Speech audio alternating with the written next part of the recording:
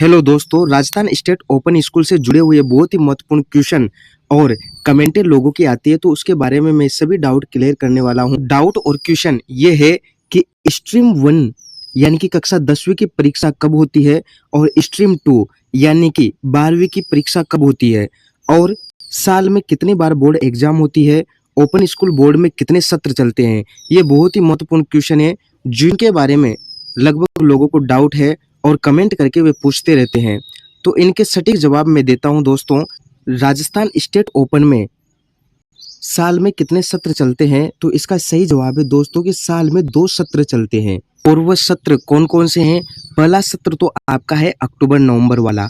अक्टूबर और नवंबर में परीक्षा हो जाती है, पहला सत्र ये है। और दूसरा सत्र आपका रहेगा मार्च मई वाला। मार्च और मई में आपकी दूसरी परीक्षा हो जाती है।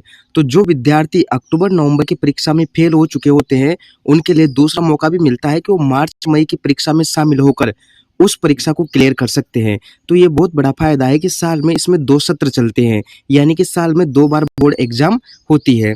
फिर दूसरा क्वेश्चन अपना ये है कि 10th की बोर्ड परीक्षा कब होती है और 12th की बोर्ड परीक्षा कब होती है।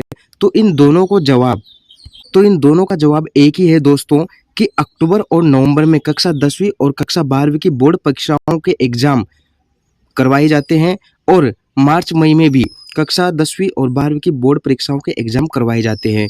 तो ये बहुत ही महत्वपूर्ण जानकारी है कि इसमें 2 सत्र चलते हैं, और वो दोनों सत्र, पहला सत्र अक्टूबर नवंबर का और दूसरा सत्र मार्च और मई का है। इसके बारे में बहुत ही कम जानकारी है दोस्तों, और कमेंटें भी आती है।